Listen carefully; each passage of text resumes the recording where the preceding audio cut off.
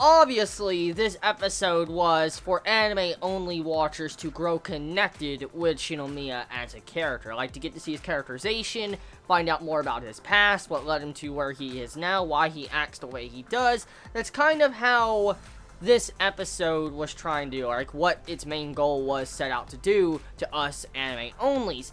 And so, for the most part, before I, give my viewpoint if I think, Shinomiya is a good or bad character, let's just talk about this episode. So, the episode, for the most part, I really like the slow, gradual conclusion and build-up to this little arc we got into real quick, like this little mini arc with Megumi, because to see how Megumi stood up by herself, and even though she kind of lost, but it turned into a tie, but she, in fact, did lose, it was very sweet to see how she was able to accomplish what she did kind of by herself. Even though, Soma was there helping her out, as, a side chef, technically Megumi was by herself working.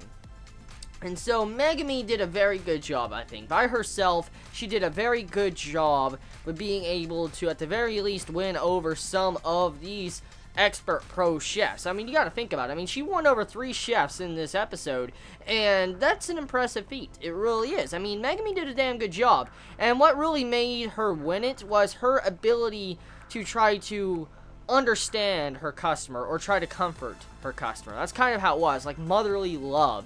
And that is kind of what won 3 people over for Megumi in this episode. So let's get into some details with that. So, as we all know, I think all of us at one point or time in our life, some point in time, we've probably had someone, it may not have been your mother, but it could have been someone in your life that's cooked for you.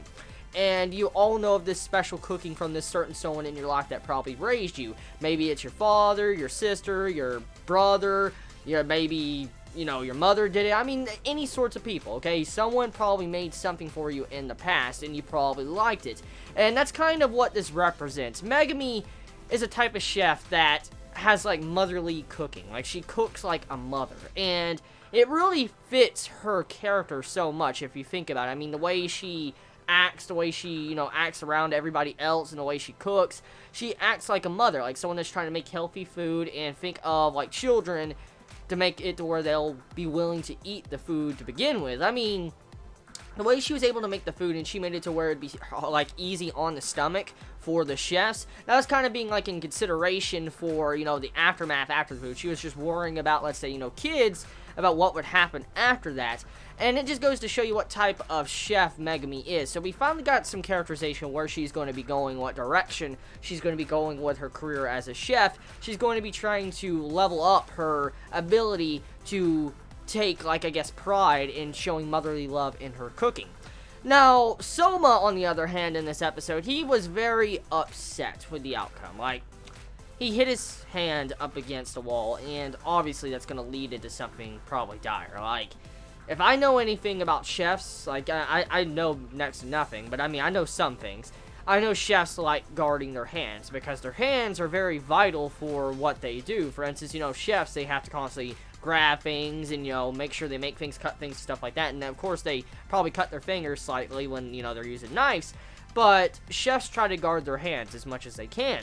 And with Soma physically harming his hand by hitting it up against the wall, and you see it swolled up at the end, like, it made sure, like, us as the viewer were keyed in on that. Like, the animators made sure we noticed that, like, Soma's hand was swollen up and it was hurt. And so I feel like the next day when, the next, training part comes around, and the next day, I think Soma's gonna have a huge issue on the table, because, I mean, he has a hurt hand. And when you have a hurt hand, you're not going to be able to operate as fast as you want. You're going to pick up something and you're going to be like, oh, fuck, that hurts. That's kind of how it's going to be. So I sense in this upcoming arc, someone's going to have, like, a handicap. He's obviously going to have a handicap on his hand. Can't wait to see how that's going to go down. I wonder if that's going to be used, if that's going to just be thrown off the, table, and, that's not even going to be worried about. I wonder if that's going to be carried on to the next part of this training arc. So, Shinomiya, his characterization, we come to find out more about him. We found out why he was so damn salty when Megumi changed his recipe. When she just changed one thing to make it to where she could pass. We found out why he's salty. Now, I still don't agree with his actions. I'm going to be honest. I still don't agree with Shinomiya's actions of what he did to Megumi. I don't. Now I can understand, though, where he is coming from. I mean, I've never been in his shoes, so I can't really truthfully understand completely how he feels, but I can slightly try to understand. He was in a spot where he was a skilled chef. He was an outstanding chef, an owner chef. He owned his own business, and he had these, employees that were very envious and jealous. And that happens no matter where you go in the world. Regardless if it's in the food industry, and no matter where you go, there's going to be people that are jealous and envious of you. It doesn't matter where you work and what you do in life, there will be people that are envious. People be envious because you have a longer fucking eraser than them. So, I mean, that just goes to show you what type of people are out there in the world. So, I can understand from that point of why he got upset, because he trusted his, his fellow workers, his employees. They turned against him, changed his recipe out of spite to fuck with him, and made it to where customers started running away or not wanting to come back because, the food didn't taste that right, and it didn't live up to the hype of the main chef. And so we kind of find out why he acted like he did, and why he turned to what he did, where he was going to cast Megami aside because he changed his recipe. Now, this doesn't excuse flexibility.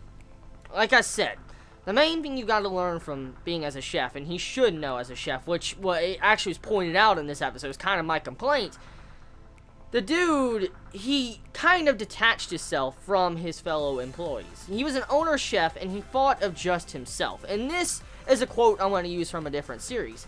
If you focus too much on the plate, you will miss the food on the plate. If you focus too much on the food on the plate, you will miss the entire buffet. 10 points if you get the reference. But the point, okay, is that if you focus too hard on one thing, for instance yourself, you will miss other things that are very vital to your growth as a person, as a chef, as a gamer, as a entertainer, anything. Just your growth as a person, depending on whatever you do. If you focus too hard on one specific aspect or attribute of yourself, you're going to let everything else collapse down. And this dude, Shinomiya, he let that happen. He was focusing too hard on himself, and he wasn't working and focusing on his employees or trying to help them out, connect with them, and learn from them. As a chef, you want to be able to engross yourself in knowledge, learn from other chefs, and see how you can improve your cooking, how you can get better, more skilled, what kind of experiments you can do with food to make it taste better. I mean, that's part of being a chef, and Shinomiya lost that. He lost that because he wanted to detach himself from his fellow workers after what they did with him. He didn't give a shit about them anymore because after what they did to him. And that was his downfall.